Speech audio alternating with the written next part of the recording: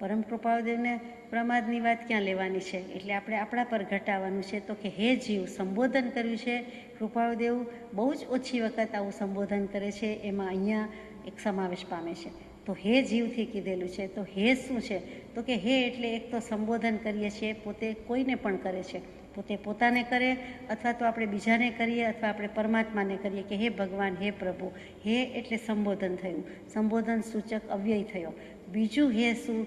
તો કે અણગમતી વ્યક્તિ વસ્તુ આવી જાય, એમાં પણ માનો કે કૂતરું વગેરે આવી જાય, વાનર વગેરે આવી જાય, અને જે લોકો કાઢી મૂકે છે, ધક્કા મારીએ છીએ, ધકેલીએ છીએ કે અહીંથી જા, પાછું જા, એટલે કે સંસ્કૃતમાં હડે હડે એટલે જે હડે ઉપરથી આવી ગયું છે એ સંસ્કૃતનો જ શબ્દ, એના પરથી હળહળ આવી ગયું અને હટ હટ કરે છે કે જતો રે જતો રે. ત્યાં દ્વેષભાવ છે, ધિક્કાર ભાવ છે. અહીંયા પણ હે જીવ કહીને કહી દે છે, પ્રેમથી કહેવાની બદલે એમ છે કે ધિક્કાર છે, જે ધન્ય થઈ જવાનો અવસર છે, આ ભવે ધન્યતા થઈને લઈને કૃતાર્થતા થઈને કરીને જવાનું છે, એની બદલે હજુ સુધી કરતા નથી. તો હે જીવ એટલે કે સમજ ધિક્કાર છે અથવા તો હટ હટ કે હળહળ એમ કરીને આપણને હે જીવમાં ઘણું કહી દીધું. પાછું હે આત્મન નથી લખ્યું, હે જીવ લખ્યું છે. જીવ આપણે જે ક્ષુલ્લક ક્ષુદ્રતા બતાવવા માટે જીવડું કહીએ છીએ, એ આત્મા જ છે, પણ ત્યાં નાનું જંતુ જીવડું એવી રીતે જાણે કે અહીંયા જીવ કહી દીધું છે કે જેને દ્રવ્ય પ્રાણ પણ છે અને ભાવ પ્રાણ પણ છે. પણ ભાવ પ્રાણ એટલે અનંત જ્ઞાન દર્શન સુખ વીર્ય હોવા છતાં, અનંત શક્તિનું સામર્થ્ય અને એનો ધણી, એનો સ્વામી, એનો માલિક હોવા છતાં તું કેમ આમ કરે છે? પામરતા કેમ વેદે છે? પામર કેમ છો? પંગુ કેમ છો? એટલે ત્યાં હે જીવમાં ભાવ પ્રાણ પણ આવી ગયા, સાથે સાથે ભાવ પ્રાણ હોવા છતાં તું દ્રવ્ય પ્રાણ વડે જીવી રહ્યો હોય એવી તારી પામરતા છે કે શ્વાસોચ્છ્વાસ વડે વળી જીવીએ, કેવું આમ અજ્ઞાન, અહોહો દેવ જીનેન્દ્ર મહાન, જય દેવ જીનેન્દ્ર મહાન. તો પરમ પૂજ્ય બ્રહ્મચારીજી પ્રજ્ઞાબોધમાં એમ કહે તો આપણને કાંઈ શ્વાસોચ્છ્વાસ છે એટલે જીવીએ છીએ, આયુષ્ય છે એટલે જીવીએ છીએ, પરંતુ જીવે છે તો જીવ પોતાની જીવંતતાથી, પોતાના ભાવ પ્રાણને લીધે જીવે છે. આત્મત્વ છે, ચૈતન્ય છે, ચૈતન્ય તત્વ છે એટલે જીવે છે, કંઈ આ બધી વસ્તુથી જીવતા નથી. એટલે કહી દીધું હે જીવ કરીને કે તું જુદો જ છે, તેમ છતાં આત્મન નથી લખ્યું, જીવ લખ્યો છે. એટલે આપણે આ વિચારણા કરીએ છીએ. આત્મન લખ્યો હોય તો દશાવાન હોય અથવા તો આવી પામરતા નથી, ત્યાં આપણે આત્મા કહીએ છીએ. ભલે જીનાગમમાં જીવ અને આત્મા પર્યાય શબ્દ તરીકે વપરાય છે, ઇતર દર્શનમાં, વેદાંત દર્શનમાં જીવ આત્મન જુદું ગણાય છે કે જીવ એટલે જરાય દશા ન હોય, પામર જ હોય. જંતુની જેમ જીવ જંતુ કહી દઈએ તેમ છે, અને કાંઈક દશા થાય, કાંઈક આગળ જાય, કાંઈક વિકાસ કરે તો ત્યાં એને આત્મા કહે છે. આપણે જીનાગમમાં એવું નથી, જીવ અને આત્મા એક જ લઈએ છીએ. તેમ છતાં અહીંયા હે આત્મન લખવાની બદલે કૃપાળદેવે જ્યાં લખવાનું છે ત્યાં આત્મન લખ્યું છે, અહીંયા જીવ લખ્યું છે. એટલે એમ સમજાય છે કે આ પામરતાનો લક્ષ્ય કરાવવા માટે હે જીવ સંબોધન મૂક્યું. એટલે કે સાંભળતા જ થઈ જાય કે આપણને કહે છે આટલો બધો પ્રમાદ છો. કૃપાળદેવે મૂક્યું છે આટલો બધો પ્રમાદ છો. હવે પ્રમાદ શું? આટલો બધો એટલે કેટલો બધો છે? જાજો બધો છે, પણ કેટલો?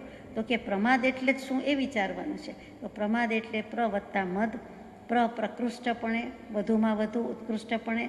મદ એટલે મદ સંસ્કૃતમાં ધાતુ કે ક્રિયાપદ છે, એટલે ચૂકી જવું, ભ્રષ્ટ થઈ જવું, અથવા તો જ્યાં છે ત્યાંથી પડી જવું. એટલે ચ્યુત થવું, ભ્રષ્ટ થવું એટલે કે ઉપયોગમાં ન રહેતા, આત્માના સ્વરૂપમાં ન રહેતા, સ્વરૂપથી, શુદ્ધ ઉપયોગથી આત્મા ચ્યુત થાય છે, પદભ્રષ્ટ થાય છે. જે છે તેનું ભાન રહેતું નથી, પોતે જે સ્વરૂપે છે એનું નિરંતર વિસ્મરણ થતું ચાલ્યું આવે છે. પોતે આત્મા જ છે પણ એ જ ભૂલી જાય છે અને બીજા ભાવો જ લાગી જાય છે. મદ એટલે અભિમાન, તો મદથી છાકટો થાય, મોહ માયા મદથી છાકટો અભિમાન થાય, ઉન્મત્ત થાય, એ પણ ખરું. મદ પ્રમાદના અર્થ કરીએ છીએ. એમાં મદ્ય છે એ પણ એ જ કરાવે છે કે પોતે જે છે તે ભાનમાં રહેવા દેતા નથી અને નશો ચડે છે, કેફ ચડે છે અને પ્રલાપ કરે છે, આલાપ કરે છે, ઉન્મત્ત દશાને ભજે છે, પોતે ન કરવાનું કરે છે, પોતે શું છે એનું કોઈ જ ગમ કે ભાન રહેતું નથી, શુદ્ધ સમજ રહેતી નથી. એ જે પીધેલાની હાલત છે, શરાબ કે દારૂ કે મદિરા પીધેલાની હાલત છે, એવી જ મોહ મદિરામાં મત્ત ઉન્મત્ત હોય એની પણ હાલત છે. મિથ્યાત્વથી ઉન્મત્ત દશાને જ ભજે છે, મિથ્યાત્વની મોજમાં માલે છે, એ પણ પ્રમાદ જ છે, બીજું કાંઈ નથી. એટલે અહીંયા પ્રમાદ કહેતા સ્વરૂપનું વિસ્મરણ. પછી મુખ્યપણે શાસ્ત્રકારો કહે કે પ્રમાદ 5 છે, 8 છે, 15 છે અને 37,500 પણ છે. તો 5 પ્રમાદમાં મુખ્ય શું કહેતો કે મદ્ય અથવા મદ, પછી વિષય, વિકથા, કષાય, સ્નેહ, નિદ્રા. એમાં કેટલીક વખત વિષય અને કષાયને સાથે લઈ લે છે અથવા જુદું પાડે છે. તો એ 5 પ્રમાદ મુખ્ય છે. હેમચંદ્રાચાર્યજી 8 મૂકે છે. એમાં જે ધર્મ પ્રત્યેનો અનાદર છે, સત પ્રત્યેનો અનાદર છે, અબહુમાન છે, એને પણ પ્રમાદ કહી દીધો છે. કેટલાક કરવા દે પણ પોતાને જરાય આદર ન હોય, ભલે કરતા હોય પણ મને કરવાની કહેશો નહીં, મારે વાત નહીં જોઈએ, મને સત નહીં ગમે, મને સત્ય પામવું નથી, મારે આત્માનું કલ્યાણ કરવું નથી. કોઈ કરતું હોય તો કરવા દે પણ પોતાને એના પ્રત્યે જરાય બહુમાનપણું ન હોય, તો એ પણ પ્રમાદ કીધો છે. અને મોટા ભાગનું જગત કે બધા જીવો આમાં જ પડ્યા છે. આપણે નથી એમ નહીં, પણ બીજી રીતે હશું, પણ એટલીસ્ટ ધર્મ પ્રત્યેનો કે સત પ્રત્યેનો, પછી સત કહેતા સતદેવ, સદગુરુ, સદધર્મ, સત્પુરુષ, એના પ્રત્યેનો આદર બહુમાનપણું તો છે.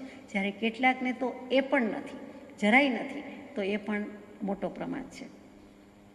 બાકી તો જિંદગીના ત્રીજો ભાગ 8 કલાકની ઊંઘ લઈએ એટલે પ્રમાદમાં જાય જ છે. ટોટલ કુલ આયુષ્યનો ત્રીજો ભાગ એમાં જતો રહીએ એટલે શું, 60 વર્ષમાંથી 20 વર્ષ ઊંઘમાં જાય એટલે 40 વર્ષ જ આમ તો જોયું ને, જિંદગી 40 વર્ષ જ જીવ્યા ને 20 તો ઊંઘમાં ગઈ. આવો બધો જે વિચાર આવી જાય છે અથવા ત્રીજા ભાગનું જતું રહે છે, તો એ બધો નિદ્રામાં જાય, વિકથામાં જાય, વિષય કષાયમાં જાય. અને બાકી હતું તો કોઈને કોઈ વસ્તુ, વ્યક્તિ ઉપર સ્નેહ કરવામાં ગયો, રાગ કરવામાં ગયો, એ બધો જ પ્રમાદ છે. એટલે આપણને એમ થાય કે બાળકો પ્રત્યેનો રાગ છે એ પણ ભાન ભૂલવે છે. કોઈનાય પ્રત્યેનો રાગ હોય, કોઈ પણ પ્રકારની દયા હોય, તે પણ રાગનું જ સ્વરૂપ છે એમ પણ મૂકી દીધેલું છે. એટલે કે નિશ્ચય દયા, સ્વરૂપ દયા સિવાયની બધી દયા અંતે તો મૂકવાની જ છે, એમ કરીને પ્રમાદનું સ્વરૂપ કહ્યું. તો આ પ્રમાદમાં આપણે કેટલો બધો પ્રમાદ છે એ વિચારવાનું છે. અને સ્વરૂપનું વિસ્મરણ થયા કરે છે, મોટો પ્રમાદ છે, સીધો સાદો અર્થ છે. અને પોતાના પ્રત્યે, આત્માના ઉપયોગ પ્રત્યે અસાવધાની છે.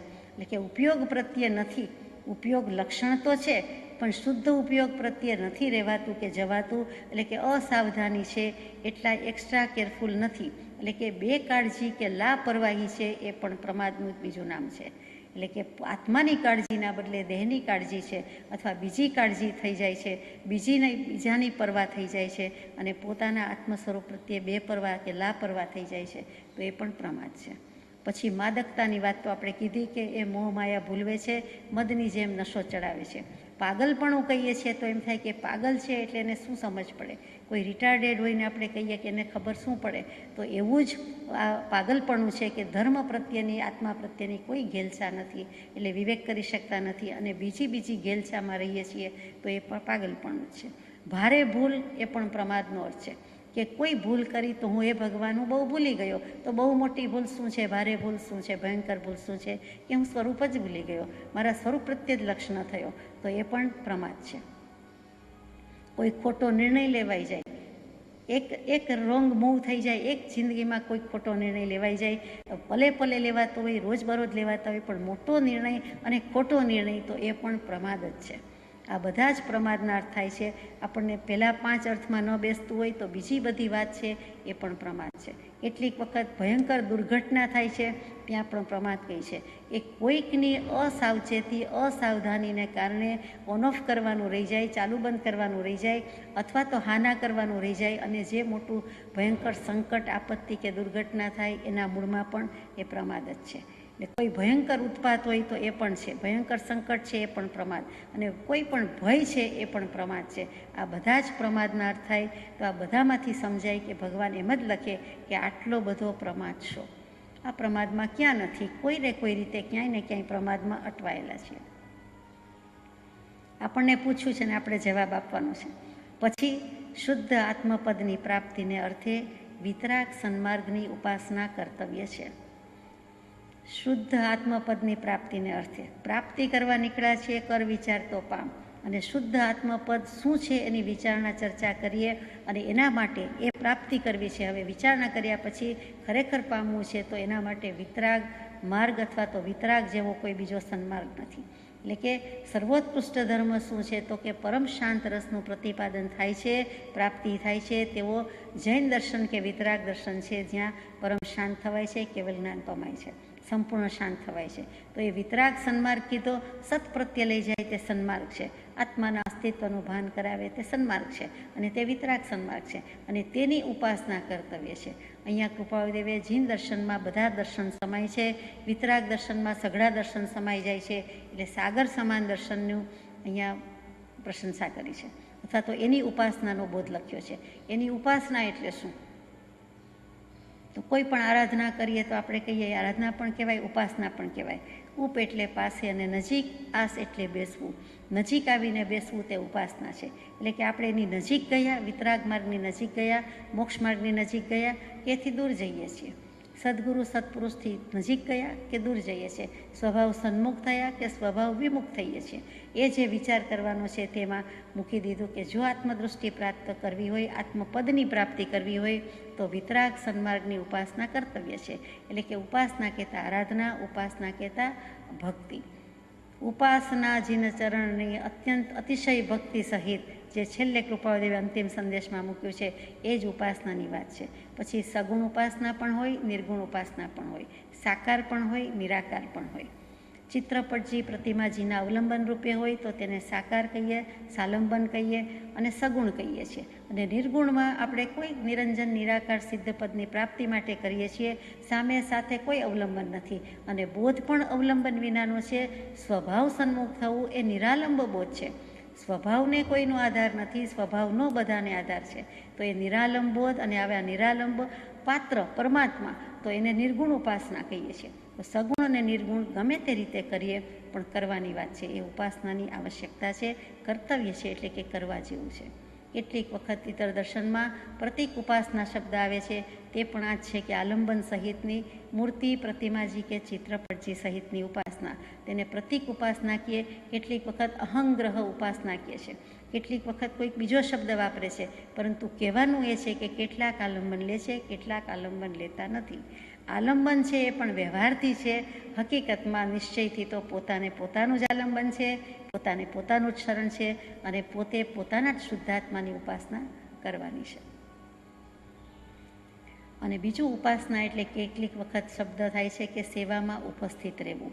આપણે ઉપસ્થિત રહેવું એટલે કે હાજર રહેવું, ખડા થવું, ત્યાં હાજર હોવું, વિદ્યમાનપણે હોવું. તો સેવામાં ઉપસ્થિતિ એટલે કે આત્માનું વાંચીએ અને આત્મા જ એક બાજુ રહી ગયો હોય, ઉપયોગપૂર્વક ન હોય, તો તે શું છે? તો કે ત્યાં સેવામાં ઉપસ્થિત નથી. આપણે હાજર હોવા છતાં હાજર નથી, સાંભળતા હોવા છતાં સાંભળતા નથી, બોલતા હોવા છતાં બોલતા નથી.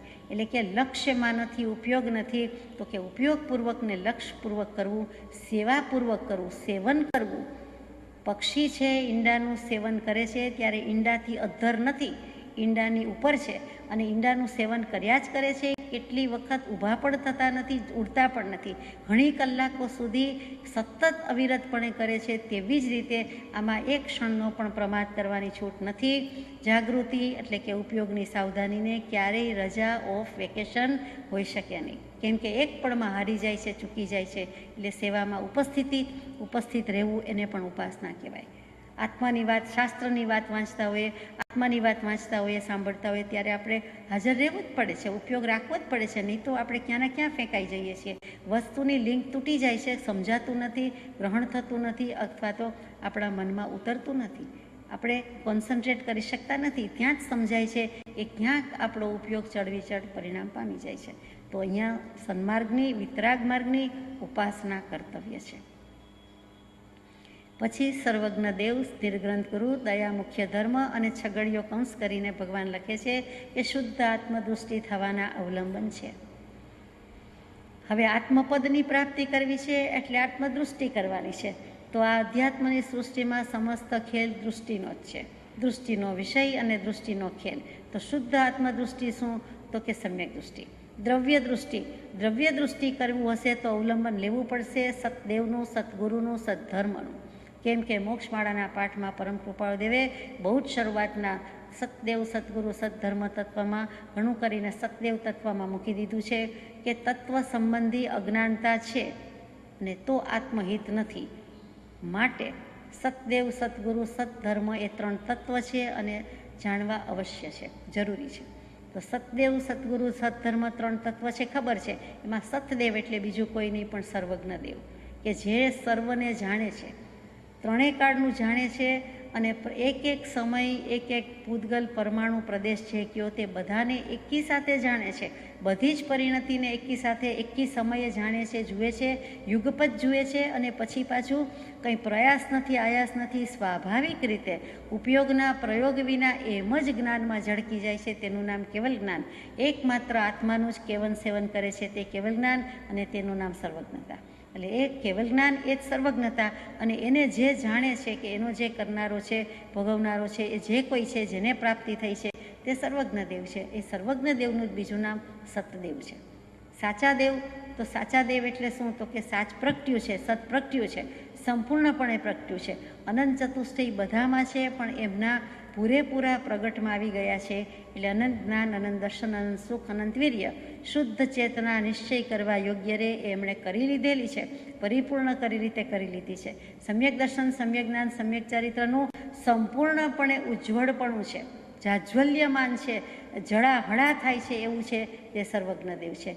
અષ્ટાદશ દૂષણ રહિત દેવ છે તે સર્વજ્ઞ દેવ છે. 18 દૂષણ કયા? તો કે આનંદગંજી મહારાજ મલ્લીનાથ પ્રભુના સ્તવનમાં મૂકે છે તે 18 દૂષણ દરેક શાસ્ત્રમાં આવતા હશે, પણ એ 18 દૂષણ મુખ્ય કયા? તો કે 5 અંતરાય જે છે તે અંતરાય કર્મની 5 પ્રકૃતિ છે. દાનાંતરાય, લાભાંતરાય, ભોગાંતરાય, ઉપભોગાંતરાય અને વીર્યાંતરાય. એ 5 દૂષણ અંતરાય એનો ક્ષય થઈ ગયો છે. 6 નો કશાય કહીએ છીએ: હાસ્ય, રતિ, અરતિ, ભય, શોક, જુગુપ્સા. એ 6 નો પણ ક્ષય થઈ ગયો છે. પછી મિથ્યાત્વનો સંપૂર્ણ ક્ષય થઈ ગયો છે, અજ્ઞાનનો સંપૂર્ણ ક્ષય થઈ ગયો છે, કેમ કે કેવલ જ્ઞાન છે. અપ્રત્યાખ્યાના, વર્ણ્ય, કશાય વગેરે જે કાંઈ છે તેનો પણ ક્ષય છે. રાગનો સંપૂર્ણ ક્ષય છે, દ્વેષનો સંપૂર્ણ ક્ષય છે, નિદ્રાનો સંપૂર્ણ ક્ષય અને છેલ્લું બાકી હોય તે કામ, એનો પણ સંપૂર્ણ ક્ષય છે.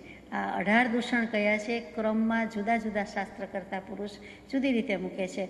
હકીકતમાં બીજો કોઈ ભેદ નથી, ક્રમનો ભેદ આવે છે. તો આ 18 દૂષણ રહિત દેવ તેને સતદેવ કયા. એટલે અનંત ચતુષ્ટય વિરાજમાન અને સાથે સાથે 18 દૂષણ રહિત દેવ છે. પછી તો કે સર્વજ્ઞ દેવ સુધી આવી શકીએ. પછી તો કે નિર્ગ્રંથ ગુરુ.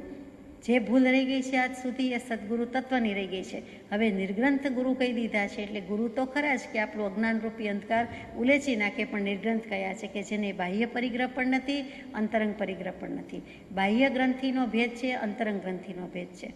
અંતરંગ ગ્રંથિ મુખ્ય છે, મિથ્યાત્વની ગાંઠ મોટી છે, અનંતાનુબંધી કશાય જવા જ જોઈએ. તો એ જે મિથ્યાત્વ અને અનંતાનુબંધી કશાયનો ઉલાળ્યો કર્યો છે, સંપૂર્ણ ક્ષય કરી દીધો છે, તે નિર્ગ્રંથ છે. આભ્યંતર રીતે નિર્ગ્રંથ કયા છે? બાહ્ય તો કે બાહ્ય તો સર્વસંગ પરિત્યાગ હોય, અગર તો બાહ્ય જે કંઈ પરિગ્રહ હોય તેનો ત્યાગ હોય તો તે નિર્ગ્રંથ છે. નિર્ગ્રંથની દશામાં પણ 5 પ્રકાર મૂક્યા છે: પુલાક, બકુશ, કુશીલ, પ્રતિસેવન અને નિર્ગ્રંથ. અને કેટલીક વખત સ્નાતક બોલાય છે, તો 6 ગણીએ છીએ, મુખ્યપણે 5 છે. એટલે કે અંતરંગ બહિરંગ ગ્રંથિ ન હોય, પરિગ્રહ ન હોય તો એ નિર્ગ્રંથ ગુરુ છે. અને ખરેખર તો દશાવાન હોય, આત્મજ્ઞાન હોય, સમ્યક દર્શન હોય, સત્પુરુષ હોય તો એ નિર્ગ્રંથ ગુરુ છે. નિર્ગ્રંથ ગુરુ એટલે આત્મા, સદગુરુ એમ કહી દીધું છે. અને તે સદગુરુ એટલે જ નિર્ગ્રંથ ગુરુ અને તે જ આત્મા, તે જ સત્પુરુષ. તેનું અવલંબન લેવાનું કીધું. એટલે કે સદગુરુ પદ જો બરાબર બળવાન હોય તો સાચે સાચું હોય ને સાચે સાચી શ્રદ્ધા થઈ જાય તો આપણને સતદેવનો જ લક્ષ્ય કરાવે અને સદધર્મનો જ લક્ષ્ય કરાવે અને તેના પરિણામે આપણું સત એટલે કે અસ્તિત્વ ભાસે, કલ્યાણ થાય જ થાય. જે ગરબડ થઈ ગઈ છે આજ સુધીમાં તે ગુરુ તત્વની ભૂલને કારણે જ થઈ છે. સતદેવ સત્ધર્મમાં ભૂલ નથી થઈ. અને ત્યાર પછીનું જે ત્રીજું કીધું છે દયા મુખ્ય ધર્મ, તે શું? તો કે દયા મુખ્ય ધર્મ એટલે દયાનું બીજું નામ છે અહિંસા. અહિંસા લખે તો તરત જ સમજાઈ જાય, પણ અહીંયા ભગવાને દયા લીધી. મોક્ષમાળામાં પણ દયાથી જ શરૂઆત કરી. ભાખ્યું ભાષણમાં ભગવાન, ધર્મન બીજો દયા સમાન. અભયદાન સાથે સંતોષ, દ્યો પ્રાણીને દળવા દોષ. સર્વદર્શને એ ઉપદેશ, એ એકાંતે નહીં વિશેષ. સર્વ પ્રકારે જીનનો બોધ, દયા દયા નિર્મળ અવિરોધ. એ દયા એટલે બીજું કાંઈ નથી, કરુણા અને દયા એટલે બીજું કાંઈ નથી, અહિંસા. અહિંસા, સંયમ અને તપરૂપી ધર્મ જ ઉત્કૃષ્ટ મંગળ છે કે જેને દેવો પણ આ કાળમાં પણ નમસ્કાર કરે છે. જે દશવૈકાલિક જે સૂત્રના શરૂઆત જ ત્યાંથી મૂકી કે ધમો મંગલ મુકીઠમ અહિંસા સંજમો તવો દેવાવિતમ નમન સંતિ જસ ધમે સયામણો. દેવો પણ તેને નમસ્કાર કરે છે કે જેનું મન આજે પણ આ કાળમાં પણ અહિંસા સંયમ અને તપ રૂપી ધર્મમાં જ ઉત્કૃષ્ટપણે વર્તે છે, તેને નમસ્કાર છે ને તેનું નામ ધર્મ. તો અહીંયા અહિંસા એ જ મોટો ધર્મ છે. જૈન ધર્મ કહીએ, વિતરાગ દર્શન કહીએ એટલે એટલી સૂક્ષ્મ અને નિપુણ અહિંસા બીજે ક્યાંય નિરૂપણ કર્યું નથી, તેનું નામ જૈન દર્શન, વિતરાગ દર્શન. એટલે અહીંયા દયા મુખ્ય ધર્મ મુખ્ય શબ્દ મૂક્યો છે. જેવો તેવો નથી. કૃપાળુદેવ એકલું દયા ધર્મ લખ્યું નથી. હાથ નોંધમાં, ત્રીજી હાથ નોંધમાં આ વસ્તુ કૃપાળુદેવ બહુ જુદી જુદી રીતે સરસ રીતે મૂકેલું છે. ત્યારે વળી વિશેષ લઈશું. અહીંયા એટલું જ કે દયા મુખ્ય ધર્મ એટલે પ્રથમ જ્ઞાન અને પછી ક્રિયા, પ્રથમ જ્ઞાન અને પછી દયા.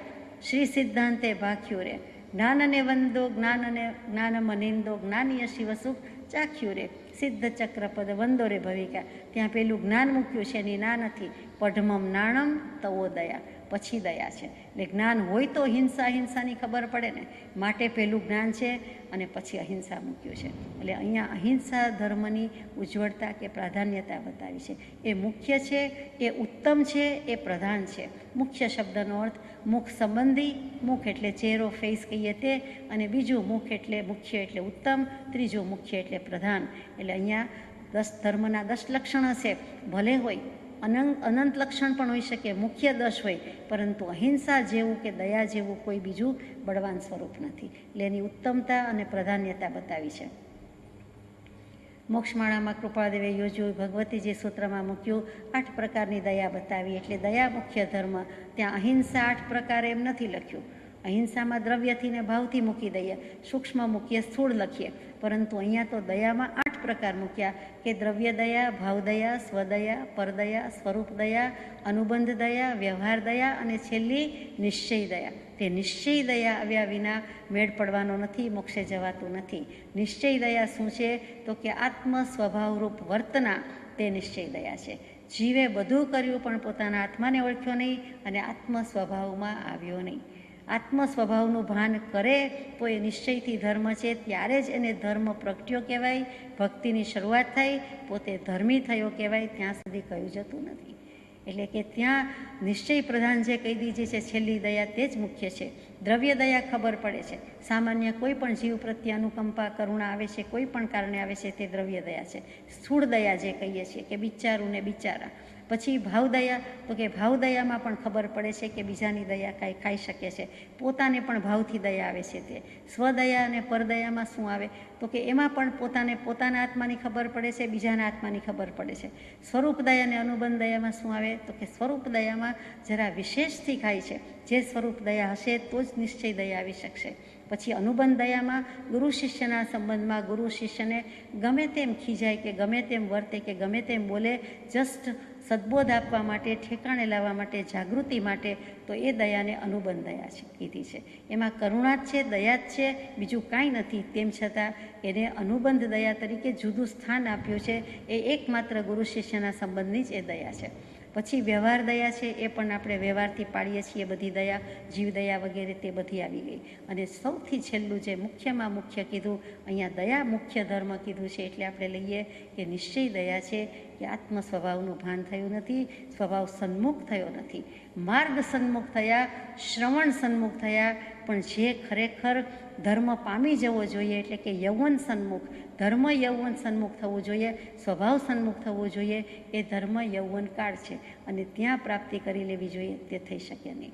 જો નથી થઈ શકતી તો તે દયા બાકી રહી ગઈ. જો થઈ શકે તો તે દયા આપણે પાડી કહેવાય. જીવ દયા તો બહુ પાડી છે. 3 કાલ સામાયિક કરતા શુદ્ધ ઉપયોગ ન સાધ્યો. એટલે કે અત્યાર સુધીમાં આપણે ચારિત્ર લીધું છે, દ્રવ્ય દયા પાડી છે, ભાવ દયા પાડી છે, દ્રવ્ય ચારિત્ર, ભાવ ચારિત્ર એ બધું કરી ચૂક્યા, પણ શુદ્ધ ઉપયોગની પ્રાપ્તિ ન કરી. એટલા માટે દેવચંદ્રજી મહારાજ કે સમકિત નવી લયું રે એ તો રૂલ્યો ચતુર્ગતિ માહી. એટલું જ કરવાનું બાકી રહી ગયું. એક ગાયના શિંગડા પર રાઈનો દાણો ટકે એટલી વાર પણ નિર્વિકલ્પ સ્થિતિનો અનુભવ ન કર્યો, નિર્વિકલ્પ ઉપયોગ અનુભવ્યો નહીં. અને એ નથી કર્યું માટે નિશ્ચય દયા ખાતી નથી સાબિત થયું. સ્વભાવનું ભાન થયું નથી, એટલા માટે વિભાવ પરિણતિ જ રહી છે. સ્વભાવના સુખનો સ્વાદથી દૂર રહ્યા, અલિપ્ત રહ્યા. અથવા તો એમાં આવ્યા જ નહીં, તો ભગવાન કહે છે કે આ 3 વસ્તુ મુખ્ય છે પામવા માટે. આત્મતુષ્ટિ થવાના અવલંબન છે, સર્વજ્ઞ દેવ, નિર્ગ્રંથ ગુરુ, અને ત્રીજું દયા મુખ્ય ધર્મ. આગળ જઈએ. એ પહેલાં કે કરુણામય ભાવ અથવા તો કરુણા ભાવ એ જ જ્ઞાનનું સાક્ષાત અંગ છે, એમ બનારસીદાસજી જેવા બનારસીદાસજી નાટક સમયસરમાં મૂકે છે. બહુ સુંદર એક એમાં ગાથા કે શ્લોક મૂકેલો છે કે સવૈયો જ હશે લગભગ, તો કે દોરો હશે, કે કરુણામય જ્ઞાન એટલે કે કરુણા આવે છે, જ્ઞાની પુરુષનો કરુણામય સ્વભાવ જ છે, પરમ કારુણ્ય સ્વભાવ જ છે, અને એની સાથે જ એમનું જ્ઞાન છે. એટલે કે જ્ઞાન છે એ જ સૂચવે છે કે પરમ કારુણ્ય સ્વભાવ છે, પરમ કારુણ્ય સ્વભાવ છે એ જ સૂચવે છે કે એવું જ્ઞાન છે, કેમ કે એનું એ સાક્ષાત અંગ છે, પ્રગટ પ્રત્યક્ષ અંગ છે, અને તો જ આ થઈ શકે છે, નહીં તો થઈ શકતી નથી. શું કામ સત્પુરુષો દયાવાન છે? ભગવાનને કેમ દયાળુ કહીએ છીએ? આમ તો નિર્દય છે કે અંતરંગ શત્રુને કેવા કાપી નાખ્યા, વિભાવ પરિણતિને કેવી હણી નાખી છે, અરિહંત કહીએ છીએ, તો એમ તો એ નિર્દય જ થયા. પોતાના દોષ કે શત્રુ પ્રત્યે એ દયા વિનાના જ થાય છે, તો જ એ કાપી મારી હણી શકે છે. પરંતુ બીજા જીવો પ્રત્યે બરાબર દયાનો ફુવારો જ છે, બીજું કાંઈ નથી. દયાનિધિ કહીએ છીએ, જે ભગવાનના 1008 વિશેષણ છે, એમાં નિર્દય વિશેષણ છે અને દયાનિધિ પણ વિશેષણ છે. પરમ કૃપાળુ દેવ કહીએ છીએ તો એ મોટું વિશેષણ છે, એ જ પરમ કૃપા, પરમ મયા, પરમ દયા બધું છે. એટલે દયા કહેતા મયા, કરુણા, કૃપા બધા શબ્દો સાથે જાય છે, એ વિચારવા જેવું છે. એટલી કૃપાદેવ લખે કે સનાતન સંપ્રદાયના સત્પુરુષોની એવી સહજ કરુણા અવસ્થા હોય છે કે સમય માત્રના અનવકાશે આખો લોક સ્વસ્વરૂપ પ્રત્યે હો, પોતાના અન્ય સ્વરૂપ પ્રત્યે ન હો, સમાધિ પ્રત્યે હો, અન્ય આધિવાદી ઉપાધિ પ્રત્યે ન હો. એ કેટલી નિષ્કારણ કરુણા છે કે મોક્ષ મને ન મળે તો કાંઈ નહીં, મને ન હોય તો કાંઈ નહીં, બીજાને હજો, મારા પડોશીને હજો, પણ મોક્ષનો માર્ગ તો ખુલ્લો છે, ગમે તેને હજો થજો, માર્ગ ખુલ્લો છે. મને ન હોય તો મારી નબળાઈ છે, મારા પુરુષાર્થની કમી, મારી પ્રતીતિની કચાશ, પણ વસ્તુ તો છે અને છે જ.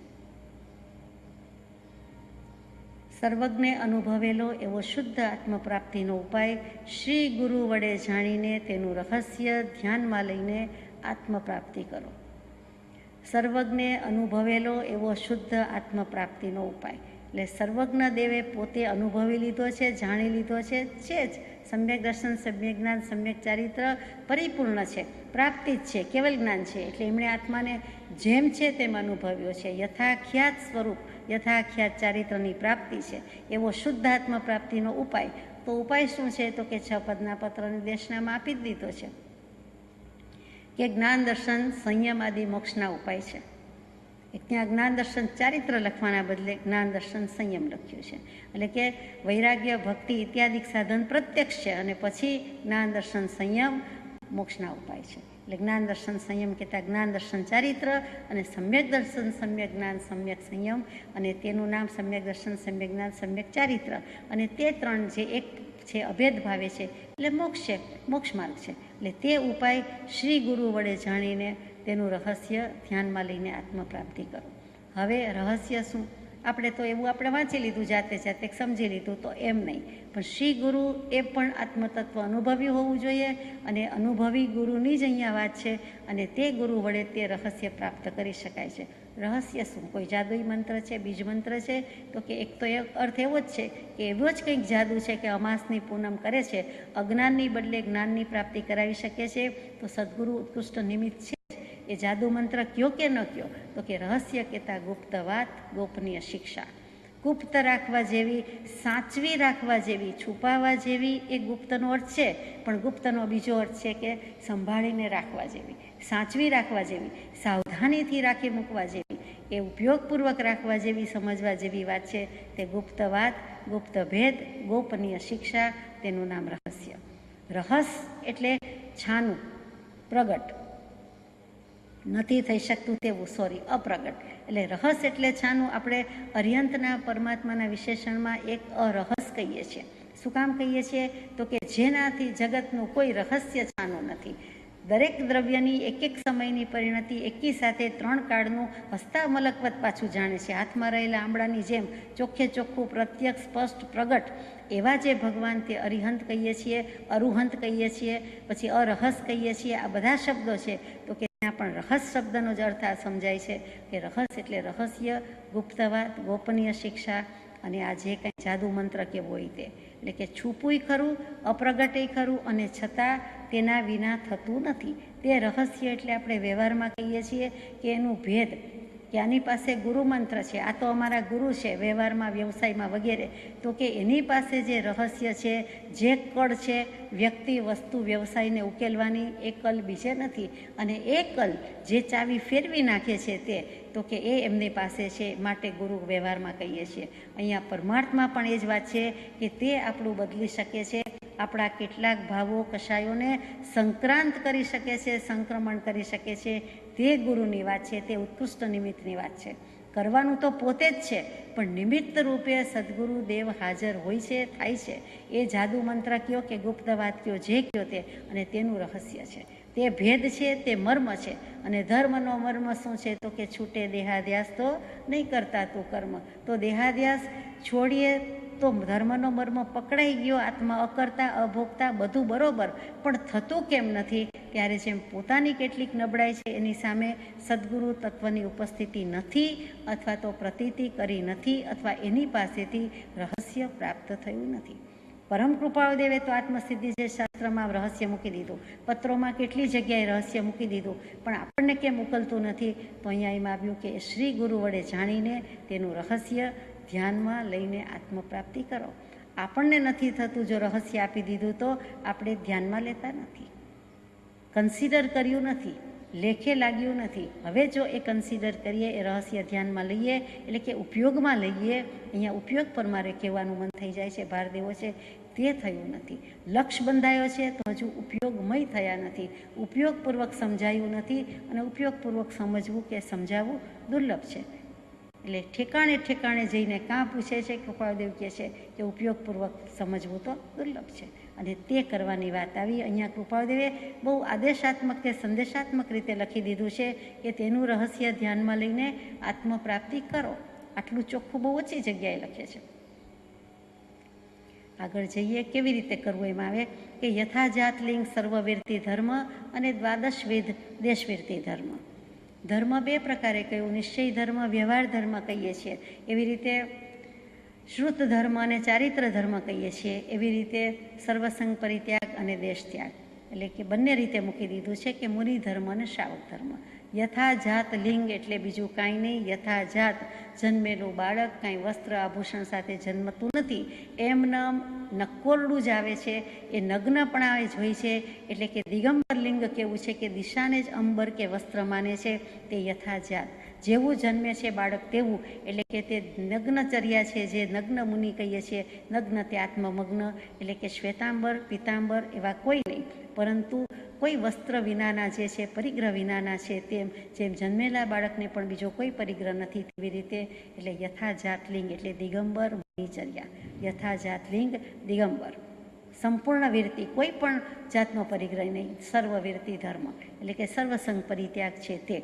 એટલે દિગંબરમાં પણ શ્રાવક નહીં, પરંતુ ક્ષુલ્લક નહીં, પરંતુ અહીંયા મુનિ જ કેવું છે. એટલે દિગંબર સાધુ, દિગંબર મુનિ, યથાજાત લિંગ સર્વવીરતી ધર્મ. એના પછી મૂકી દીધો છે તરત જ કે દ્વાદશવિધ દેશવીરતી ધર્મ.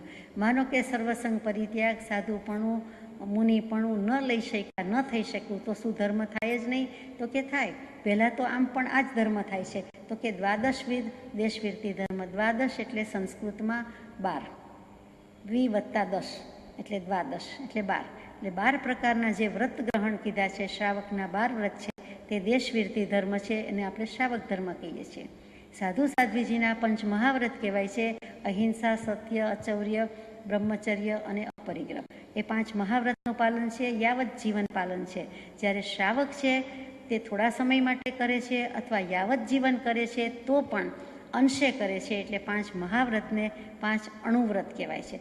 અણુ એટલે કેટલા નાના, એટલે કે સાવ થોડાક જ રીતે પાલન કરી શકે છે. શ્રાવકની 1.25 વસો દયા અને મુનિની 20 વસો દયા કહેવાય છે. એટલે કે 20 હોય એમાંથી 1.25 જેટલું જ શ્રાવકને કરી શકે છે. મુનિ છે એનાથી કેટલા બધા ગણું કરી શકે છે, એ 16 ગણું વધારે થઈ ગયું. એટલે સોળાની એ કરી શકે છે, સંપૂર્ણ એ કરી શકે છે, શ્રાવક તો સવાની જ કરી શકે છે એમ કહેવાનો મતલબ છે. પણ એ પણ ખુલ્લું છે. તો શ્રાવકના 12 વ્રતમાં આપ જાણો છો કે 5 મહાવ્રત છે, તે જ 5 અણુવ્રત છે: અહિંસા, સત્ય, અચૌર્ય, બ્રહ્મચર્ય, અપરિગ્રહ. ત્યાર પછી છઠ્ઠું દેશાવકાશિક વ્રત કે દિશી પરિમાણ એટલે કે દિશાનું પરિમાણ રાખે છે તે વ્રત છે. 7મું ઉપભોગ પરિભોગ પરિમાણ વ્રત છે. 8મું અનર્થદંડ વિરમણ વ્રત છે. 9મું સામાયિક વ્રત છે. 10મું પૌષધ વ્રત છે. 10મું દેશાવકાશિક વ્રત છે. 11મું પૌષધ વ્રત છે. અને 12મું અતિથિ સંવિભાગ વ્રત છે. આ 12 વ્રતમાં દેશવીરતી ધર્મ સમાયેલો છે. એટલે કે એ પણ કેટલાક નિયમ મર્યાદા પરિમાણમાં શાંતિથી સુખચેનથી રહી શકે છે, પાડી શકે છે. એટલે સમ્યક દર્શન જ્ઞાન ચારિત્રની મોટી મોટી વાત કરે એમ નહીં, પરંતુ એને જાણે, પાળે અને આરાધે, અંશે કે પૂર્ણપણે, તેનું નામ ધર્મ. એટલે અહીંયા દ્વાદશ દેશવીરતી ધર્મ કહી દીધું. હવે મુખ્ય વાત જે આવે છે તે કે આ કરવા માટે શું કરવું?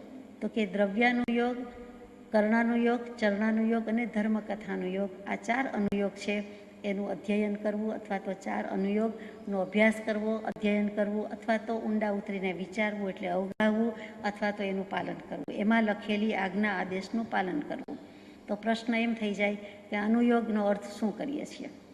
4 અનુયોગ છે. એમાં પહેલું મુખ્ય છે દ્રવ્યાનુયોગ સુસિદ્ધ સ્વરૂપ દૃષ્ટિ થતા. તો અનુયોગ કોને કહેવાય? અનુ વત્તા યુજ. કેટલીક વખત અનુયોગ એટલે આપણે અનુકૂળ કહીએ છીએ. અહીંયા અનુયોગ એટલે જરા જુદું સમજાય છે. અનુયોગ શબ્દના ઘણા અર્થ થાય. એમાં એક અર્થ પ્રશ્ન છે, એક અર્થ પરીક્ષા છે, એક અર્થ પ્રયત્ન છે, એક અર્થ વિચાર છે, એક અર્થ ખોજ છે, એક અર્થ ધાર્મિક ચિંતન છે અને એક અર્થ ટીકા ટિપ્પણ કરતા ગ્રંથ છે, ટીકા ગ્રંથ છે, એટલે કે કોમેન્ટરી હોય છે તે. એટલે આ પ્રમાણે બધા અનુયોગના અર્થ છે. એટલે 4 અનુયોગને આ અર્થ બેસે છે. કેવી રીતે છે તે આપણે ધીમે ધીમે વિચારતા જઈએ. પહેલું જ મૂક્યું છે દ્રવ્યાનુયોગ. તો કોઈ પણ ઉપદેશ છે, વ્યાખ્યાનસારમાં કૃપાદેવ પ્રકાશે છે કે ઉપદેશના 4 મુખ્ય પ્રકાર છે અને તે વ્યાખ્યાનસાર પહેલી નોંધમાં 173માં બોલમાં મૂક્યું છે. એમાં જ મૂક્યું છે. આગળ કહે છે કે દ્રવ્યાનુયોગની વ્યાખ્યા કૃપાદેવે શબ્દશઃ મૂકી છે. તે વાંચીએ કે લોકને વિશે રહેલા દ્રવ્યો, તેના સ્વરૂપ, તેના ગુણ, તેના ધર્મ, તેના હેતુ, તેના અહેતુ, પર્યાય આદિ અનંત પ્રકારે છે અને તેનું જેમાં વર્ણન છે તેને દ્રવ્યાનુયોગ કહેવામાં આવે છે. ફરીથી લોક કહેતા જ ષટ દ્રવ્યાત્મક જગત, ધર્માસ્તિકાય, અધર્માસ્તિકાય, આકાશાસ્તિકાય, પુદ્ગલાસ્તિકાય, જીવ અને કાળ, આ 6 દ્રવ્યો જેમાં રહેલા છે, લુક ટુ લુક, જ્યાં અવલોકાય છે, દેખાય છે, તેનું નામ લોક. અને લોકને વિશે રહેલા બધા દ્રવ્યો છે. તેની ગુણ હોય, તેની પર્યાય હોય, તેના હેતુ હોય, તેના અહેતુ હોય અને તેની પર્યાય, બધું અનંતું છે.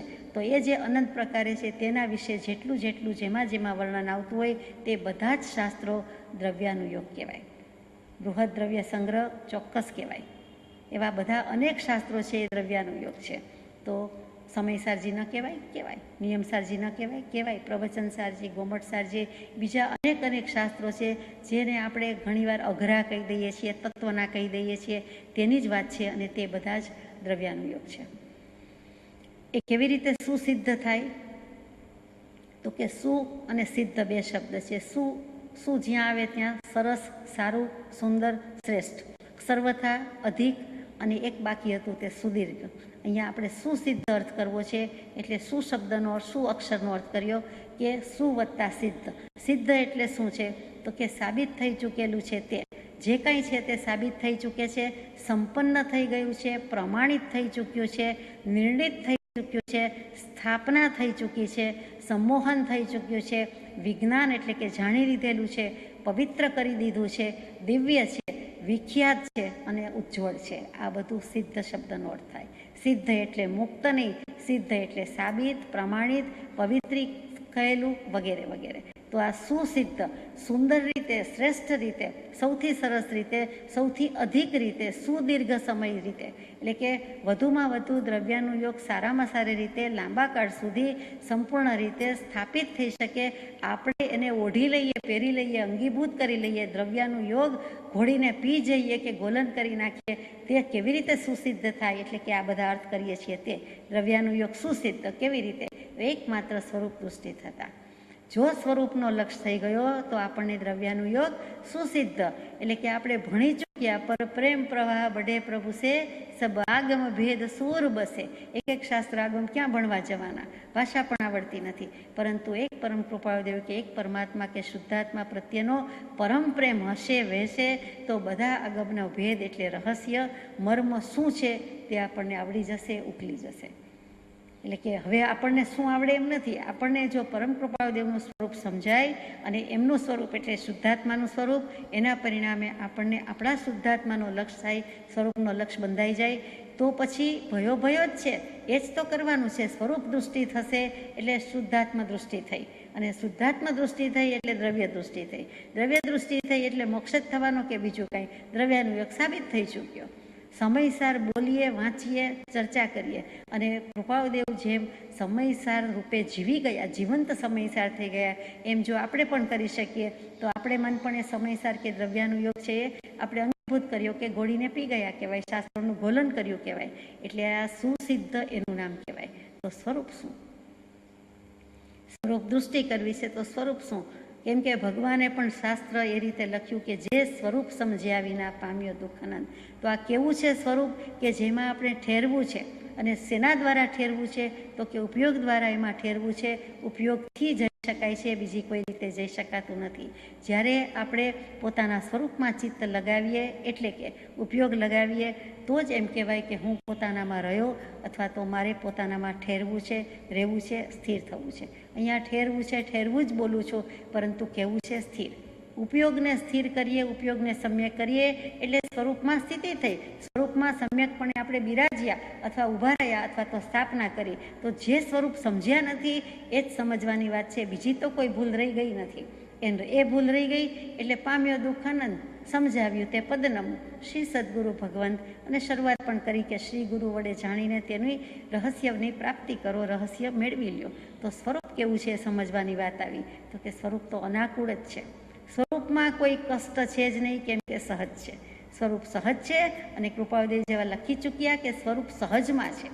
એટલે સ્વરૂપ સહજ સ્વરૂપ છે બધા જાણે, માનો કે વાપર્યું, વાંચ્યું, પરંતુ પોતે વાપર્યું આ રીતે ઉપભોગતા થયા કે અમે સ્વરૂપ સહજમાં છે, સહજ આત્મ સ્વરૂપી થયા છીએ. એટલે કૃપાળુદેવ લખે કે સ્વરૂપ સહજમાં છે. સ્વરૂપ અનાબાદ છે, સ્વરૂપ અનાકૂળ છે, સ્વરૂપ નિરાબાદ છે. જે કંઈ છે તે અવ્યાબાદ સ્થિરતા છે, જે સ્વરૂપ છે તે અન્યથા થતું નથી. 951માં પત્રમાં પણ છેલ્લે પણ એટલા આશાતા વેદના હૃદયમાં પણ મૂકી દીધેલું છે. એટલે સ્વરૂપ છે એ તો ચિત્તના પ્રતિભા સ્વરૂપ છે. એ સ્વસંવેદ્ય છે, સુસંવેદ્ય છે, અને પોતે જ ભોગવી શકશે, પોતે જ આત્માને ઓળખી શકશે, બીજો નહીં. મારા આત્માને હું ઓળખી શકું, આપના આત્માને આપ ઓળખી શકો. એમાં બીજા કોઈ દ્રવ્ય ક્ષેત્ર કાળ ભાવનું આલંબન છે જ નહીં. બીજો કાંઈ કરી શકતો નથી, એક દ્રવ્ય બીજા દ્રવ્યને કાંઈ કરી શકતું નથી. તો એમ કહેવા માટે સ્વને જ આપણે પૂર્ણ રૂપે સમજવાનો રહ્યો, ઓળખવાનો રહ્યો. આત્મા શબ્દને થોડી વાર બાજુ પર મૂકીએ તો સ્વથી કરીએ કે સ્વને ઓળખો, સ્વને સમજો. એના માટે વાસ્તવિક જ્ઞાન લેવું જોઈએ. એટલે કે જ્ઞાન સંબંધી 2 બોલ મૂક્યા કૃપાળુદેવે પાઠ મોક્ષમાળામાં, એમાં પણ લખ્યું, જ્ઞાની પુરુષોએ પણ લખ્યું કે વાસ્તવિક જ્ઞાનની આવશ્યકતા છે. જુઓ, વસ્તુના જ્ઞાનની આવશ્યકતા છે. બીજું શાસ્ત્ર જ્ઞાન, માહિતી જ્ઞાન તો બધું લાવ્યા, પરંતુ અહીંયા વાસ્તવિક જે રૂપે પોતે છે, જે વસ્તુ સ્વરૂપે પોતે આત્મવસ્તુ છે, આત્મદ્રવ્ય છે, એના જ્ઞાનની આવશ્યકતા છે. તત્વજ્ઞાનને સમજવાનું છે અને સર્વ પ્રકારના બોધને એટલે કે જ્ઞાનને વધારવાનું છે. માટે આ 4 અનુયોગ મૂક્યા છે, અને 4 અનુયોગ તો જ ફળીભૂત થાય છે, તેનું અધ્યયન તો જ સાર્થક કહ્યું જાય છે. આગળ જઈએ. કર્ણાનુયોગ સુસિદ્ધ સુપ્રતીત દૃષ્ટિ થતા. બીજા અનુયોગમાં જઈએ એ પહેલાં એક વાત કૃપાળુદેવે બહુ શરૂઆતમાં 25મા પત્રમાં એક મૂક્યો છે કે જો મન શંકાશીલ થઈ ગયું હોય તો દ્રવ્યાનુયોગ વિચારવો. ત્યાં શંકાશીલ શબ્દ આવે છે. એટલે કે અહીંયા આપણને ક્યારેક પણ શંકા પડતી હોય નાની મોટી વાતમાં કે ખરેખર આ જ ધર્મ સાચો, આત્મા આમ જ પ્રાપ્ત થાય, આત્માનું સ્વરૂપ આમ જ હોય, ઉપયોગ આને જ કહેવાતો હશે, રીત આ સિવાય બીજી એકેય નથી, પદ્ધતિ છે જ નહીં, અથવા તો સદગુરુ સતદેવ સતત ધર્મનો નિશ્ચય લેવામાં, કલ્યાણ કરવામાં ક્યાંક આપણને નહીં જેવી પણ શંકા રહેતી હોય, ત્યાં કૃપાળુદેવે કહી દીધું છે કે જો મન શંકાશીલ થઈ ગયું હોય તો દ્રવ્યાનુયોગ વિચારવો યોગ્ય છે. એ 25મા પત્રમાં મૂક્યું છે. હવે આપણે આગળ જઈએ કે બીજો યોગ છે તે અનુયોગ છે, તે કર્ણાનુયોગ છે. હવે કર્ણાનુયોગ કોને કહેવાય? કેટલીક વખત ચરણાનુયોગ કર્ણાનુયોગ બંને એક ગણે છે. આપણે અહીંયા કર્ણાનુયોગ જુદો જ છે એટલે જુદો જ લઈએ છીએ. કર્ણાનુયોગનો પર્યાય શબ્દ ગણિતાનુયોગ પણ કહેવાય છે. જે વ્યાખ્યાનસારમાં આવી ગયું તે પ્રમાણે કૃપાળદેવે જે શબ્દ કહ્યું છે તે કે ઉપરના બે અનુયોગથી એટલે કે દ્રવ્યાનુયોગ અને ચરણાનુયોગથી જે ગણતરીનું પ્રમાણ, લોકને વિશે રહેલા પદાર્થ, ભાવ, કાળાદીના ગણતરીના પ્રમાણનું વર્ણન, તેને કર્ણાનુયોગ કહીએ છીએ. આપણે જે વાત લઈએ છીએ તે કર્ણાનુયોગની જ લઈએ છીએ અત્યારે. પછી ચરણાનુયોગ છે. આજે આ પત્રમાં પહેલો દ્રવ્યાનુયોગ, બીજો કર્ણાનુયોગ. એટલે કરણ એટલે સાધન, કરણ એટલે ઇન્દ્રિય, એ અર્થ થતા નથી. કરણ એટલે કરવું, કાંઈક કરવું, કાંઈક કરી છૂટવું. વાતો કરીએ વડા ન થાય પણ કાંઈક કરી છૂટવું, તે કરણ, કર્ણાનુયોગ, ગણિતાનુયોગ. એટલે ફરીથી કે જે કંઈ દ્રવ્યાનુયોગમાં દ્રવ્યનું સ્વરૂપ, ગુણ, પર્યાય વગેરે આવે છે તે, અને પછી ચરણાનુયોગમાં તે દ્રવ્યાનુયોગનું સ્વરૂપ સમજવા પછી કેવી રીતે વર્તવું, આચરવું તે આવે છે તે. એ બંને યોગમાં જે ગણતરીનું પ્રમાણ આવે કે આટલા નદી, આટલા નાળા, આટલા દ્વીપ, આટલા બેટ, આટલા સાગર અને આટલા સમુદ્ર અસંખ્યાત છે. એવી રીતે જે કંઈ લોક સ્વરૂપ ભાવનામાં વિચાર્યું છે તેમ આખા લોકનું વર્ણન આવે છે. એ બધાની જે સંખ્યા, ગિનતી, ગણતરી કરી છે અને એનું જે પ્રમાણ છે અને એનો જે અભ્યાસ છે તેનું નામ ગણિતાનુયોગ અથવા કર્ણાનુયોગ. એવી જ રીતે કર્મગ્રંથ વગેરેની ગણતરી છે કે આમ તો ગહન વાત છે શિષ્યા, કઈ સંક્ષેપે સાવ. જે ભોગ્ય વિશેષના, જે તે ભોગ્ય વિશેષના સ્થાનક દ્રવ્ય સ્વભાવ, તો એ કંઈ કહ્યું જતું નથી, છતાં યત્કિંચિત કહી શક્યા છે. તે કર્મગ્રંથ, કર્મ સંબંધી ઘણા બધા શાસ્ત્રો છે તે બધા જ કર્ણાનુયોગમાં સમાવેશ પામે છે. અને તે ભગવાને કહ્યું કે કર્ણાનુયોગ સુસિદ્ધ કેમ થાય? તો કે સુપ્રતીત દૃષ્ટિ થતા. દૃષ્ટિને પ્રતીતિમાં લાવવો એટલે કે સ્વીકાર તો કરો કે સર્વજ્ઞ તત્વ પ્રણીત છે, સાચું છે. મને ખબર પડતી નથી, મને સમજાતું નથી, મને માપ આવડતા નથી અથવા ગણતરીમાં ફેર આવે છે, પરંતુ ભગવાને જે કહ્યું છે એ તત્વનો સ્વીકાર છે. 9 તત્વ ઉપર 10મું તત્વ નથી જ નથી. એમ જે 9 તત્વ, 6 કાય, 85 કાય, 7 તત્વ, 9 તત્વ, 2 પદાર્થ, મુખ્ય 2 પદાર્થ, જે બધી આમ એકદમ ગણતરી ભેર વાત છે, ધડાકા બંધ વાત છે, તેનો સ્વીકાર છે. હે પ્રભુ, સ્વીકાર છે. સુપ્રતીત દૃષ્ટિ થતા. પ્રતીતિ એટલે કે કન્વિક્શન, અમને પણ ખાતરી બનશે. અમે પણ ધડાકા બંધ કહી શકીએ કે વસ્તુ તો એમ જ છે, ન સમજાય તો કાંઈ નહીં. આજે કાલે અનંતકાળે સ્વીકાર કરીએ જ છૂટકો છે, એ વિના મુક્તિ મોક્ષ નથી. એવી જે પ્રતીતિ થવી, તત્વાર્થ શ્રદ્ધાનમ સમ્યક દર્શનમ. તત્વ અને અર્થની શ્રદ્ધા હજો, પ્રતીતિ હજો. ત્યાં શ્રદ્ધાનો અર્થ પ્રતીતિ હોય તેમ સમજાય છે કે સ્વીકાર કરો. ન ચાલે તો પ્રતિશ્રુતિ થાય. 84મા પત્રમાં કે હે ભાઈ, આટલું તારે અવશ્ય કરવા જેવું છે. એમાં એક બોલે એવો આવ્યો કે ન ચાલે તો, તારાથી ત્યાગ નહીં થઈ શકે, કાંઈ ગ્રહણ ન થઈ શકે તો કાંઈ નહીં, પણ તું સ્વીકાર આટલું તો કર. પ્રતિશ્રુતિ થાય કે વાત સાચી છે, વસ્તુ આમ જ છે. કેવલી ભગવંતે કીધું, કૃપાળદેવે કીધું, એમાં મેક નથી, મારે સ્વીકારવું છે. એટલે તત્વ અને અર્થની શ્રદ્ધા, એની પ્રતીતિ, તો એ સુપ્રતીત દૃષ્ટિ થતા કર્ણાનુયોગ સુસિદ્ધ. કર્મનો સિદ્ધાંત ભગવાને આપ્યો છે, એમાં મિનમેક થાય જ નહીં. એ કેટલો સ્વીકારી લીધો છે. સ્વીકારતા જઈએ છીએ તો કેટલો સરળ દેવાય છે. સરળતાથી સ્વીકાર્યું છે, નિખાલસતાથી સ્વીકાર્યું છે, સહૃદયતાથી સ્વીકાર્યું. હળવા ફૂલ થઈને રહી શકીએ કે મારો જ દોષ, મેં કોઈ બાંધ્યા હશે, અથવા એ જીવને કર્મ નચાવે છે, એમાં એ શું કરે, દોષ કોઈનો નથી. એમ તરત જ કર્મના સિદ્ધાંતનું એક નાનકડું રહસ્ય, પણ એ જો આપણે સ્વીકારી શકીએ છીએ તો કેટલો બધો સંસાર હળવો લાગે છે, ભાર લાગતો નથી. તો પછી બધું જ જો કરીએ તો આપણને કેટલા હળવા ફૂલ થઈ જવાય, અથવા તો કેટલું બધું ઘોલન ઘોળી ઘોળીને પી ગયા તેનું નામ ઘોલન. તો એ સુપ્રતીત દૃષ્ટિ છે. જળનો સ્વભાવ જળ જ છે, ચેતનનો સ્વભાવ ચેતન જ છે. એ બંને સુપ્રતીતપણે જેને સમજાય છે, તેને બંને દ્રવ્ય નિજ નિજ રૂપે સ્થિત થાય છે. જળ જળ પાસે, ચેતન ચેતન પાસે. કોઈ જો એનો જળ ભાવ મૂકે નહીં તો ચેતન એનો ચેતન ભાવ મૂકી શકે? કોઈ પલટે નહીં. છોડી આપ સ્વભાવ. એ જે સ્વીકાર કે સ્વીકૃતિ હોવી, તે કર્ણાનુયોગ સુસિદ્ધ સુપ્રતીત દૃષ્ટિ થતા. ત્યાર પછી ત્રીજું મૂક્યું છે, અને ત્રીજા મૂકતા પહેલા કર્ણાનુયોગમાં કૃપાળદેવે જે 25મા પત્રમાં મૂક્યું છે તે, જો મન શંકાશીલ થઈ ગયું હોય તો દ્રવ્યાનુયોગ વિચારો, પ્રમાદી થઈ ગયું હોય તો કર્ણાનુયોગ વિચારવો. જીવને એમ થાય કે હું તો હમણાં પ્રમાદ જ કરું છું કે પ્રમાદમાં જ પડ્યો છું, તો એને કર્ણાનુયોગમાં જવા જેવું છે કે કર્મની વાત વાંચે, ગણિત વાંચે, દૃષ્ટિ વિશાળ થઈ જાય, બૃહદ થઈ જાય અને પોતાનો પ્રમાદ ઓછો થઈ જાય, ઉડી જાય કે અરે હું શું પ્રમાદમાં પડ્યો છું, કેવલી ભગવંતનું જ્ઞાન છે, આટલું કહી લઈ ગયા છે અને હું સ્વીકારતો નથી, એમ એને પ્રમાદ ઓછો થઈ જાય. ખરેખર તો પ્રમાદમાં ચરણાનુયોગ વાંચવું જોઈએ અને આમ જુઓ તો જડ થઈ ગઈ હોય તો કર્ણાનુયોગ વાંચવું જોઈએ. ખરેખર તો એમ છે, કૃપાળુદેવે જે 25મા પત્રમાં લખ્યું છે તે એમ છે કે મન જડ થઈ ગયું હોય, મૂઢ થઈ ગયું હોય, કે મન કંઈક ઘણીવાર આપણે કહીએ કે હમણાં જડ જેવું લાગે છે, મૂઢતા જ અનુભવાય છે, તો એ જડ જેવું કે મૂઢતા કે મૂર્ખાઈ ભર્યું લાગે તો એણે કર્ણાનુયોગ વિચારવું જોઈએ, કે ગણતરીમાં પડવું જોઈએ, ગણિત ગણવા બેસી જવું જોઈએ, એટલે એનું મનની જડતા છે, મૂઢતા છે તે નીકળી જાય. જેમ કાટ ચડી ગયો હોય તો આપણે કહીએ હવે કાટ દૂર કરવા તો અમુક જ ઉપાય હોય, ધૂળ ખંખેરવાનો અમુક જ ઉપાય હોય, સાબુથી સાફ કરવાના અમુક જ ઉપાય હોય, પાણીથી સાફ કરવાના અમુક ઉપાય હોય, એવી રીતે આ 4 અનુયોગની વાત છે. જો જડ થઈ ગયું હોય તો કર્ણાનુયોગ વિચારવા જેવું છે. પછીનું લખ્યું છે કર્ણાનુયોગ સુસિદ્ધ પદ્ધતિ વિવાદ શાંત કરતા. હવે ચરણાનુયોગ શું છે તો કે કૃપાળુદેવે જે મૂક્યું છે તે વ્યાખ્યાન સારમાં કે દ્રવ્યાનુયોગનું સ્વરૂપ સમજાયા પછી હવે કેમ ચાલવું તે સંબંધી જે વર્ણન છે તે ચરણાનુયોગ છે. ચરણ એટલે પગ, ચરણ એટલે શ્લોક કડી ગાથાનો ચોથો ભાગ અને ચરણ એટલે આચરણ, ચારિત્ર, એનું નામ ચરણ. કે હવે ચાલવું કેવી રીતે, આચરવું કેવી રીતે, મારે કેવી રીતે ઇમ્પ્લિમેન્ટ કરવું, અમલમાં કેવી રીતે મૂકવું, અથવા તો ખરેખર પાડવું શું, આજ્ઞા આરાધવી શું, આજ્ઞાનું પાલન શું, આજ્ઞાનું આચરણ શું, એ બધું જેમાં છે તે ચરણાનુયોગ છે. અને એવા પણ અનેક શાસ્ત્રો કે ગ્રંથ છે. તો કે ચરણાનુયોગ છે તે પ્રમાદી જીવ થઈ ગયો હોય તેણે સુસિદ્ધ કરવા જેવું છે. કેમ તો કે પદ્ધતિ વિવાદ શાંત કરતા. પદ્ધતિ એટલે શું અને વિવાદ એટલે શું?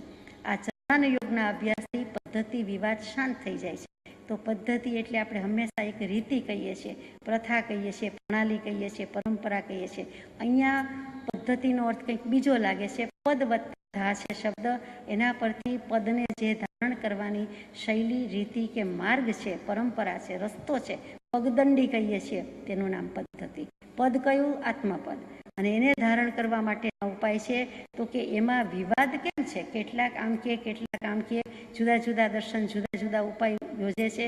તો કે પદ્ધતિનો જે વિવાદ છે એ શાંત થઈ જાય છે જો એ ચરણાનુયોગ વાંચે તો.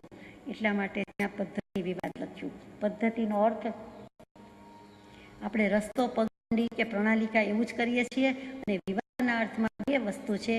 એક જે ઝઘડા, ટંટા, કલહ, ક્લેશ થાય છે તે વિવાદ છે, કે ડિફરન્સ ઓફ ઓપિનિયન, મતાંતર પડે છે તે.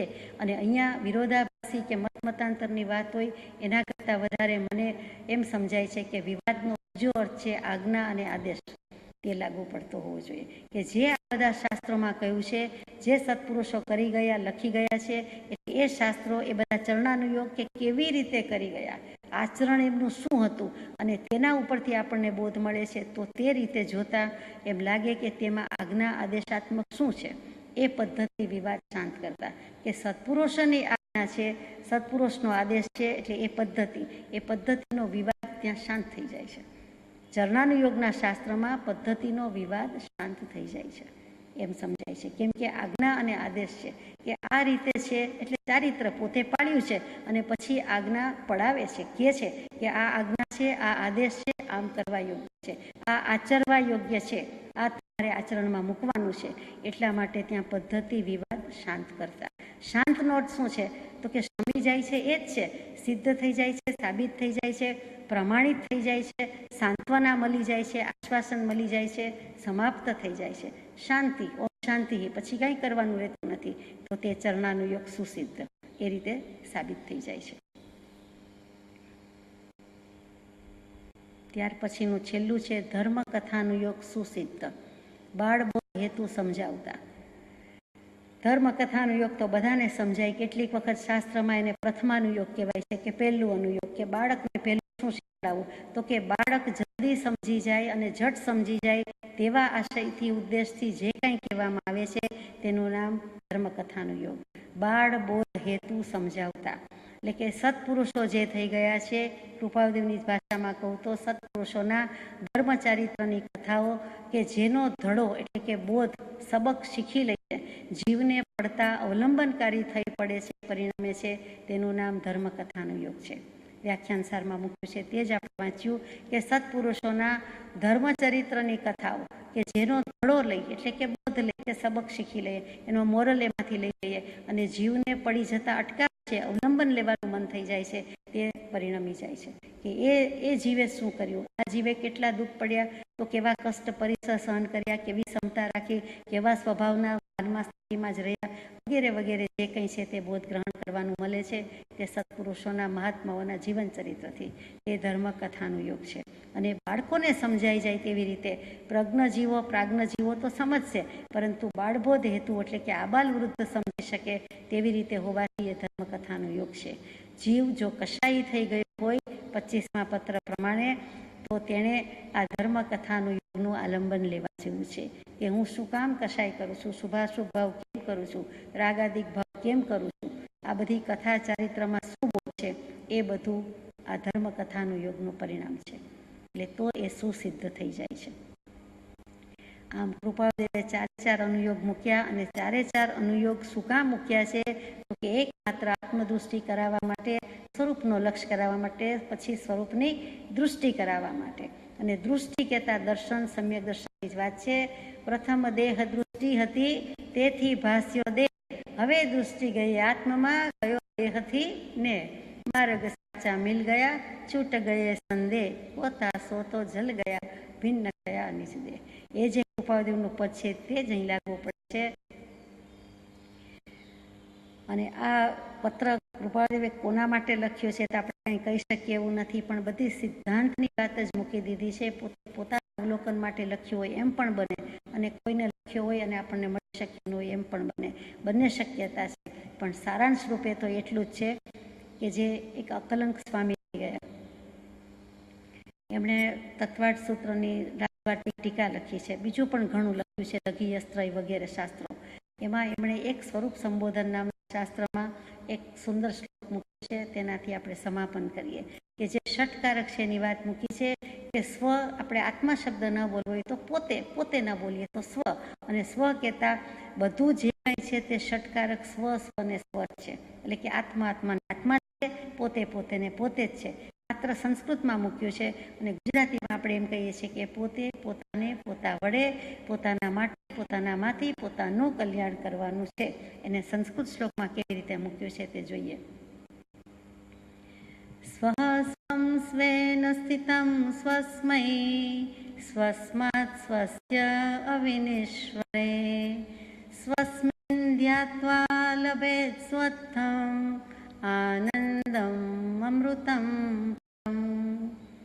આનંદરૂપી અમૃતને, અભયને પામીને શિવ થાય છે, મોક્ષે જાય છે, કલ્યાણ કરી જાય છે. એટલા માટે આપણને ગમે છે કે સ્વહ પોતે આત્મા, સ્વમ આત્માને, સ્વેન આત્મા વડે, આત્મા વળીને, સ્વસ્મય આત્મા માટે, સ્વસ્માત આત્મામાંથી, સ્વસ્ય આત્માનું અવિનશ્વર છે એટલે અજર અમર અવિનાશી સ્વરૂપ છે. અને સ્વસ્મિન એટલે આત્મા, અને પોતે પોતાને ધ્યાન કરીને ધ્યાત્વા લભે એટલે કે પ્રાપ્ત કરે છે, લાભ કરે છે. કયો લાભ મળે છે તો કે મહાલાભ ને મહાસુખ તો એક જ છે, મંગળ મોક્ષ છે તે. એટલે કે આત્માના આનંદરૂપી અમૃતને અહીંયા પામે છે, પછી શાશ્વત સનાતન કાળ માટે ત્યાં પામે છે, એમ સમજાય છે. સજાતનું સ્વરૂપ પરમ ગુરુ.